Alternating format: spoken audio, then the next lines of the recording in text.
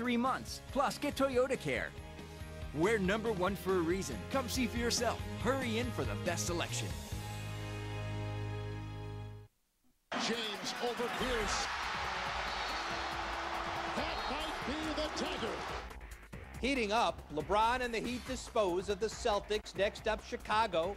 Is it too early to celebrate? Our panel weighs in. Drew from the championship. We will hear what Tiger had to say after walking off the golf. Troubled Tiger. He withdraws from the Players' Championship after a horrendous performance. What's the state of his game? And JJ is dynamite. The Marlins' Josh Johnson outpitches Roy Halladay. Is he the front runner for the NL Cy Young Award? Hang on, South Florida, you're going beyond the game. You're watching Toyota's Beyond the Game with Rick Horrow, the only news and sports business show in the country. Now, let's get down to business. Hello and welcome to Beyond the Game. We give you an inside look at the $750 billion business of sports. I'm Rick Horrow, and let's meet our Toyota opening drive panel. Sports agent Darren Heitner, CEO of Dynasty Athlete Representation, and the great Gary Furman, president of Specialty Sports. I'm not saying it's over. Just like you said, this team isn't going anywhere. But I think it's a big step in not only my career, but for this team. LeBron and the Heat take a big step after finishing off the Celtics with a 16-0 run to take the Eastern Conference semifinals 4-1. LeBron scored 10 of these points. Next up, the Chicago Bulls. The Heat and Bulls go head-to-head starting tomorrow. Here's how the Heat fared against the Bulls this season. Chicago swept the Heat, winning 3 times, but they won those only 3, 4, and 1 point respectively.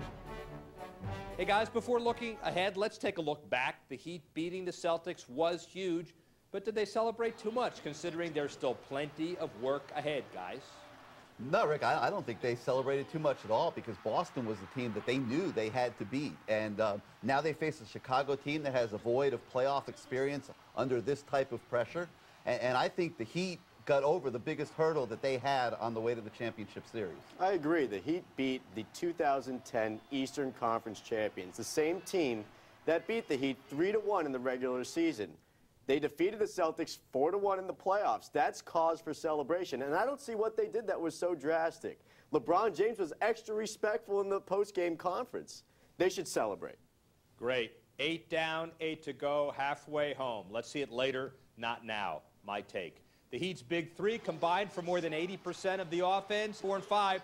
Is this a good thing or a bad thing facing the Bulls? Rick, I think it's a great thing. That's the reason that Miami signed LeBron James and Chris Bosh to shoot the ball. The role players like James Jones can take the charges, Joel Anthony can go up on the block, get the rebounds, but you want to see the big 3 shooting the ball. The most important thing is that they're efficient on offense, which they've proven to do so far in the playoffs. I'm going the other way. I think it's a horrible thing. I'm sitting in the arena the other night. I'm watching Mike Miller make 14 straight three-pointers in a row in warm-ups. Then he gets in the game and can't make a thing. The Heat cannot win the championship with those 3 guys alone carrying all the weight. The support players are going to have to step up against Chicago. Until Mike Miller steps up, they have to keep shooting. Well, okay, well, we'll see how that happens. But if he's 14-0 in warm-ups and not during the game, maybe somebody else got to shoot. See how that shakes out. Obviously, Bulls' strength, though, are the Heat's weakness. Big, deep, and strong at point guard with MVP Derrick Rose. How do you assess the matchup there, guys? Well, obviously, there's going to be a premium on Mario Chalmers playing defense on Derrick Rose. I think it's imperative, Rick, that they do not allow him to get a full head of steam coming up the court, which is what he's been so successful with the entire year. And if they can do that and Chalmers can get back on defense and get in position to defend Rose, I think the Heat will be okay. See, and I don't think we should necessarily be focusing on Chalmers. I think maybe in the beginning of the game, Chalmers is matched up against Rose. But thereafter, look for Wade to take over, and maybe even LeBron. But focus on what Wade did against Ray Allen in the Celtics series. If he can put that same kind of defense on Rose, Rose may be stifled. Look at the other matchups, LeBron against Dang, Boozer against Bosh, or Bosh against Joakim Noah. I like our matchups in this series. I like the Heat's matchups. Yeah, we'll see how that all shakes out. You know, the Rose play this year reminds me of Wade against Dallas and when the NBA championship. Almost unstoppable. But again, we're only halfway home. Guys, who's your pick and why? Well, the Heat are the sexy pick, and I'm going to go sexy. I think the Heat win it in 6 games. The Bulls should win maybe 2 games at home, steal them, but I really think that at the end of the day, the Heat with LeBron James, Dwayne Wade take over, and afterwards the Bulls are going to focus so much attention to them. Bosh will get open looks down low, the perimeter will open up for wide open threes, and this will be a series for the Heat to win. I got to agree. I don't think you can underestimate the big game experience of LeBron James and Dwayne Wade as they go into this next series. Chicago just doesn't have it, and I agree, the Heat in 6. That ain't sexy. That's just a hometown bandwagon jumping on. Hey, Bulls in 7. Kill me. That's my pick. Sticking with it for now, unless it doesn't work later. Here's the schedule for the first 4 games of the series. Game 5 and 7, in Chicago, by virtue of the Bulls being the #1 seed. The Heat seeking to reach the NBA Finals for the first time since winning it all in 2006. This is a big event. I wanted to come back for it and play, and unfortunately wasn't able to finish. Yeah, didn't finish. Withdraws from the Players' Championship because of lingering problems from the knee and Achilles injuries that bothered him at the Masters. Woods was a horrible 6-over through 9 holes at the TBC Sawgrass in his first tournament since the Masters. And this is the 2nd year in a row Tiger's withdrawn from the Players with an injury. Last year was bothered by neck pain. Tiger struggled at the Players' Championship in the best of times. In the last 5 years, he's only won 1 top 10 finish, only one top 10 finish, and he won the tournament only 1 time, 2001. Hey guys, Woods played only 9 holes of golf coming into the Players' Championship. Withdrawal comes just 35 days from the U.S. Open. What's your take on Tiger right now? Well, Tiger's a broken-down racehorse, and I think there's a legitimate question as to whether he will ever be even a shadow of his former self. I think he needs to take some extended time off. I think he needs to get his body together, his head together. I would sit him down for the rest of the year. Yeah, I think he looks worn down both mentally and physically. He's gone through, what, 4 different knee surgeries, an Achilles problem, and now he's saying he's having problems just walking. I'm not sure if it's more likely that I see him winning a big tournament or in line for the early bird special. And Rick, you know I love the early bird special.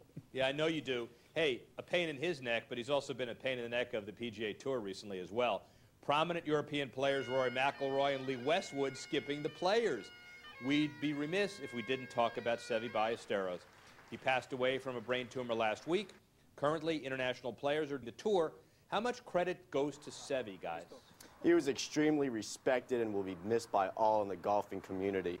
Upon his death, Colin Montgomery said that there are a number of players who just picked up a club because of the fact that Seve was playing golf at the level that he was playing. He was an inspiration for many international golfers, including Sergio Garcia, and I believe that there will be many players in the future that look to him and just strive to be as good as he was on the tour. Yeah, I think you have to give all the credit to Seve in the world for the emergence of the European Tour and the fact that it's cool for those kids in Europe to become golfers. And everything that Westwood and McIlroy are doing in the game today, the trail was blazed by Seve. So I give him all the credit in the world for European golf. Totally, completely agree. 4 out of the top 5 world golf ranking slots are currently held by European Tour players. International players have won 5 of the last 6 majors. This is the first time in golf history the United States has to hold at least 1 of the 4 major titles, or the Ryder Cup. Currently, the U.S. has only 2 of the top 8 spots in the world rankings, thanks to Tiger Woods and Phil Mickelson.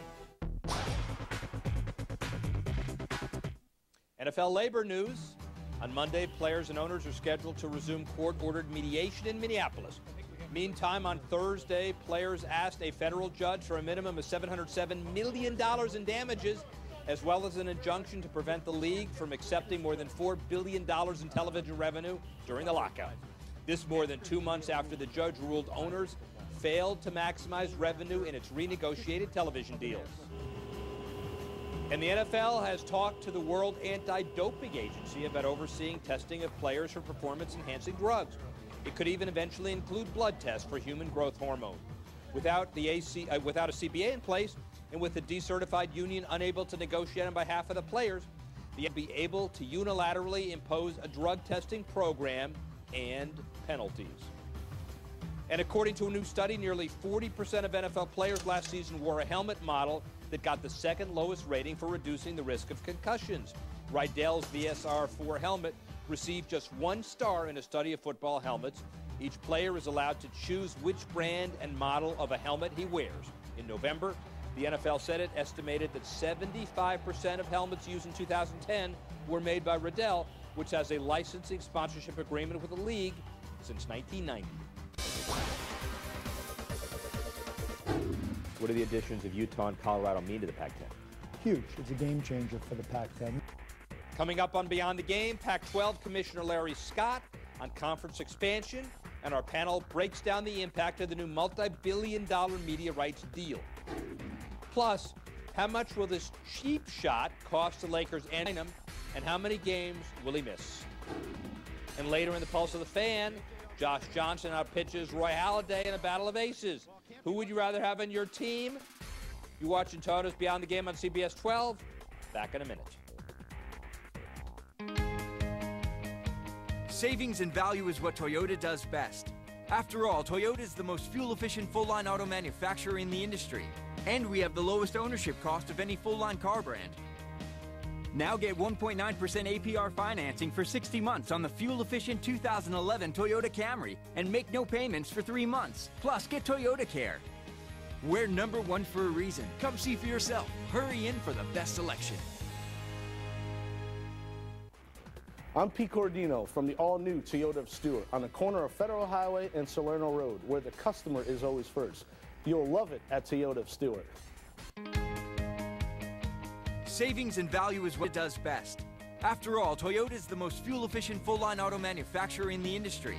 And we have the lowest ownership cost of any full-line car brand.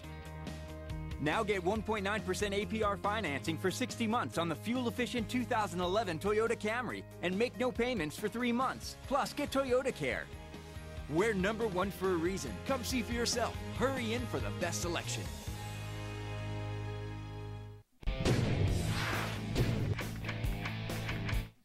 There's a good chance your fantasy baseball league has at least one team named after a reference to a movie and another disparaging the Yankees. This according to a random sampling of 100,000 fantasy baseball leagues on CBSSports.com. The most common name, Evil Empire. Other popular names include Chico's Bail Bonds and Cobra Kai. Hey, let's play Fast Money. Overnight ratings for the Kentucky Derby hit a 3-year low on NBC, but the event still earned strong numbers. The race earned a 9.7 overnight rating, down 7% from last year and 5% from 2009.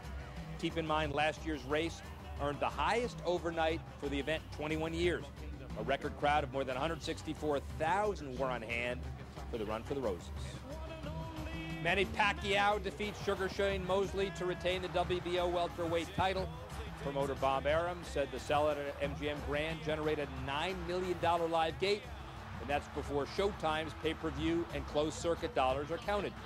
Arum believes pay-per-view buys from the bout matched or exceeded the roughly 1.2 million pay-per-view buys for Pacquiao's last fight, a unanimous decision against Antonio Margarito in November.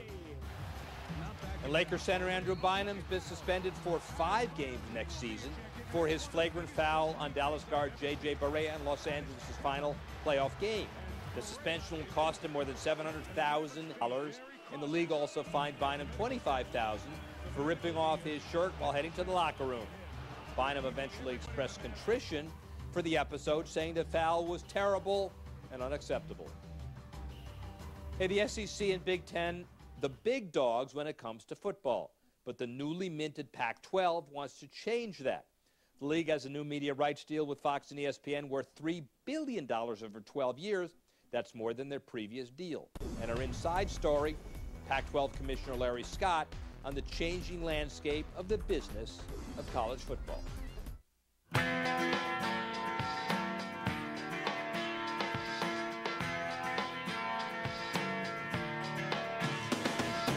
You've been very aggressive in trying to change the image of the Pac-10. New logo, new teams, marketing campaign, including a New York Media Day. How do you assess progress so far? Well, early days. I'm 15 months old. Really enjoying it. And part of my enjoyment is that I feel like we're making tremendous progress, and we've got a lot of traction. I came to this role with a very clear mandate from our presidents and chancellors that they wanted to turn around the image of the Pac-10 and wanted to kind of take the paddles to it and make it a much more dynamic, progressive place, run more like a business, never losing sight of the fundamental values that we stand for on the academic side and student-athlete welfare and all that. And just to see the ship moving the way it's now moving and to have gotten the kind of support and enthusiasm behind some of the early initiatives, very gratifying on the one hand, and also gives me a lot of optimism about our potential. What do the additions of Utah and Colorado mean to the Pac-10? Huge. It's a game changer for the Pac-10. Not only is it the first time we've expanded since 1978, but it will broaden the footprint of the conference so that we're now on par with the SEC, the Big Ten, ACC, some of our peer conference. And it also expands our reach in the markets that we're in to give us a lot more weight. We're now in 6 states. We're in 7 of the top 35 media markets in the country. We now are in the Mountain Time Zone as well as the Pacific Time Zone. These are things that are all going to allow us to compete much better and get the kind of recognition we think we deserve. But when we go out and do our new TV deals, I think we'll be able to generate the kind of revenue and kind of national exposure that we're looking for. Will there be expansion in the future, and if so, who are you targeting? Not targeting more expansion. We went through a process where I knew we had to figure out what we were going to do, if anything, before we started our TV negotiations. So the Pac-10 performing very well on football field. Arizona, Stanford, Oregon, all ranked this year. Does this surpass even your expectations? It is, from where I was a year ago. When I came into the role, and this is just funny how fast things change in sports. I came into the role, people told me my biggest challenge in terms of national perception would be in football, it's seen as USC and 9 others.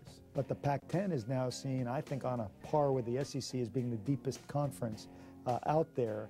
And, it's in part, certainly, because of the tremendous play. How do USC's sanctions affect the Pac-10? I think they're significant. The NCAA came down hard on USC. There's still an appeal going on, so we don't know what the final story is yet, but it'll put a serious dent in that program for several years, and they're a flagship for our conference. You're not going to talk about numbers of a TV negotiation now, but conceptually, is the alternative of a Pac-10 type Big Ten network on the table, and what are some of your options as you move forward? Pac12 network is definitely on the table. It's something we're taking seriously and working hard with outside media advisors to build a business plan for, and that's for economic and non-economic reasons. We really feel it's not just about football and basketball, even though there are flagships and that's what generates the most attention and has the most value, but we are very focused on how we get exposure for some of our Olympic sports and women's sports, where the Pac-10 is a leader, but that story has not really been told so well, and fans across the country aren't really exposed to Pac-10 success in Olympic sports the way we'd like. But at the end of the day, can't say whether we will have a network or not have a network until we go through our negotiations with our existing broadcast partners, then potentially others. The good news for the conference is, as other conferences have proven, the market for college sports right now, particularly college football, has skyrocketed. The conferences that have recently renegotiated their deals have at least doubled their value. We're hitting at a time where there's a very robust media market, and I think we'll benefit from that. Just the fact that there's a rising tide out there on the one hand, and the trajectory falls like this. On the other hand, this is a re-energized conference that's going to be more flexible in how we schedule, and got a lot more value to add being expanded, and I think we're going to benefit disproportionately. Yeah, Larry Scott really did a great job, triple the last deal at least, and when you take into account TV revenue plus ticket sales, merchandise, and other revenue streams, Pac-10 schools generate $59 million per year, 4th among the Big Six conferences. The Big Ten and SEC lead the way thanks to their multi-billion-dollar TV deals. This will change in light of the Pac-12's new contract with ESPN and Fox. Okay, let's welcome back our panel. Hey guys, Pac-12's new $3 billion deal means each school receives about $21 million per year, more than the SEC and Big Ten. How could it change the competitive landscape? Well, Rick, I think it changes the landscape in that it puts a lot of pressure on the conferences that don't have the TV deals. Because if you're a coach in, say, the ACC, you're sitting there screaming at your conference commissioner that these guys have a competitive advantage on you. So, you know, I think it's going to up the ante on some of these conferences to get their own deals. And I don't think it alters the competitiveness at all. Are we allowed to pay college athletes yet? No. That money will be going directly into the pockets of the coffers at the universities. It will not be reaching athletes with regards to recruiting. So I don't think it changes anything on the football field. And other conferences will use this deal to get even larger TV deals in the future. Those conferences are ecstatic about it. Hey, what it'll do is allow more money to pay for more of those dark green Oregon Duck uniforms, which we all love so much. Hey, 10 seconds each, guys. With conferences generating so much revenue and schools, players, and even bowl games under investigation, including the Fiesta Bowl being fined $1 million this week, does college football need a commissioner to oversee the sport? One person with ultimate power. No, I think that it needs is more bureaucracy. I don't think it'll change anything. We already have conference commissioners. It'll only make things more muddy. I don't think it's realistic. You know, you have way too many schools. It's way too spread out. I don't think one guy could preside over this entire beast of college sports. Reality is the key. It won't happen. You're absolutely right. Thanks, guys. Pulse of the Fan next. You're watching Toyota's Beyond the Game. We're back in 2. When you swap your ride for a Ford, you want to talk about it. Compare the Fiesta to the cars. It's a complete upgrade. I told everyone that the Fiesta got 40 miles to the gallon. Everyone assumed it was a hybrid. If I would have had the car for one more week, it actually would have made it to Vegas. Lease a fuel-efficient Ford Fiesta for just $180 a month for 36 months. Savings and value is what Toyota does best. After all, Toyota is the most fuel-efficient full-line auto manufacturer in the industry. And we have the lowest ownership cost of any full-line car brand. Now get 1.9% APR financing for 60 months on the fuel-efficient 2000 Toyota Camry and make no payments for 3 months. Plus, get Toyota Care.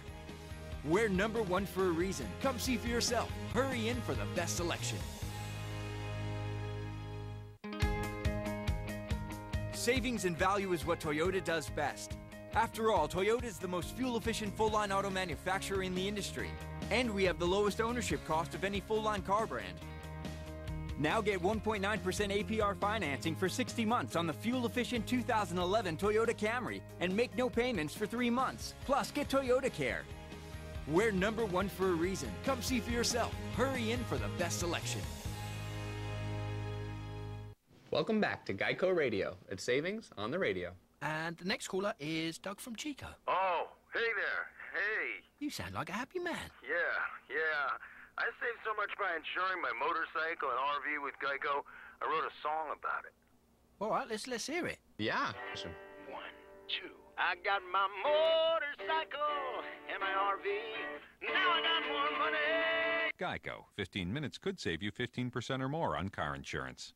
When Ford swaps your ride, you tend to talk about it. You were driving Honda Accord. And now you're in a Ford Fusion. My gas mileage is awesome because I'm always driving everywhere. Mallory, bit of a hugger. Lease a Ford Fusion for $219 a month for 24 months.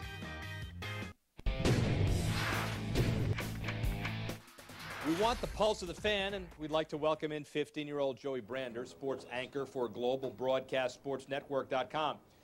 Hey, Joey, the Marlins' Josh Johnson outdueled NL Cy Young winner Roy Halladay this week. Who'd you rather have on your team? Josh Johnson picked up a 2-1 win over Roy Halladay in the Phillies last week, but does it prove that he's the best pitcher in the league?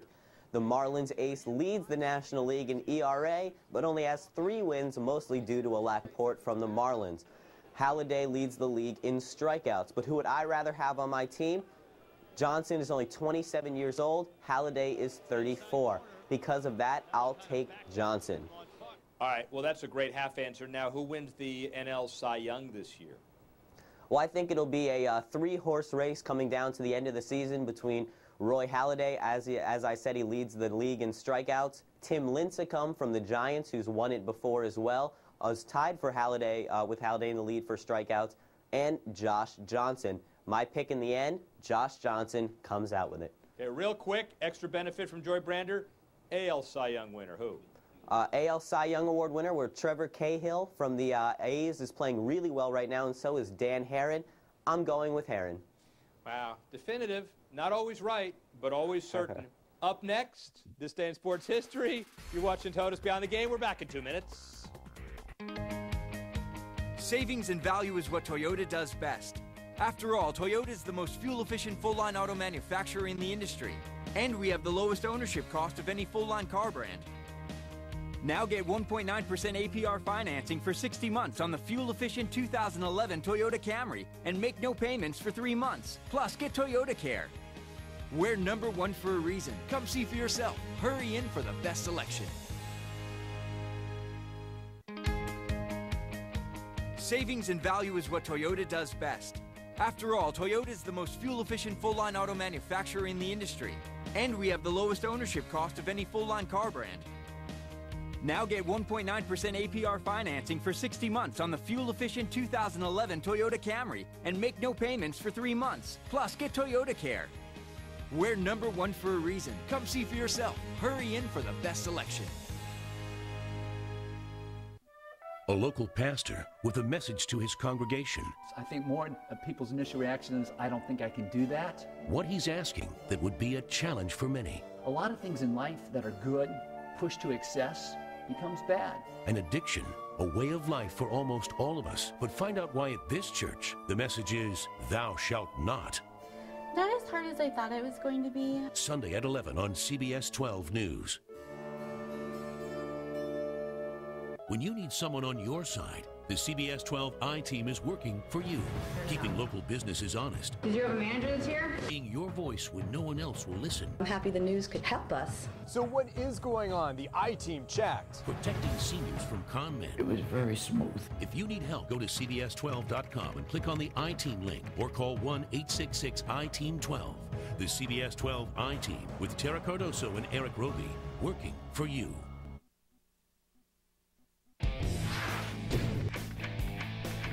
This day in sports history, May 14, 1920, Walter Johnson wins his 300th game. 1967, Mickey Mantle, his 500th home run.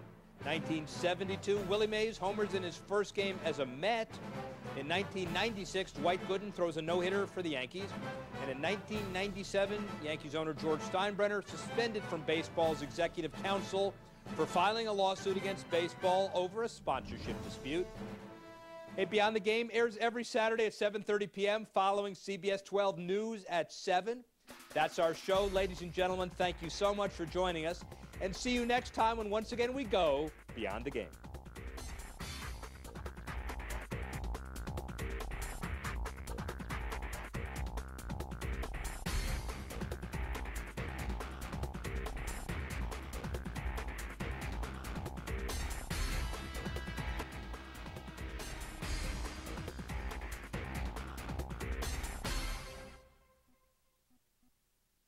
Imagine driving around the Palm Beaches in one of the most stylish luxury cars available, Infiniti. Just $299 a month puts you in command of the all-new 2011 Infiniti G25.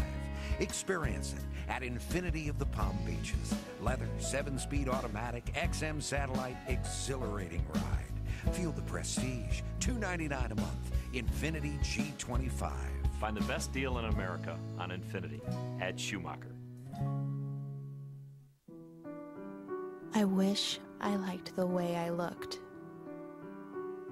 I wish that they would stop talking about me. I wish I could just disappear. I wish I didn't have to be so scared. I wish my parents would just...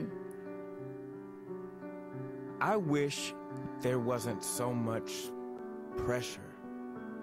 I wish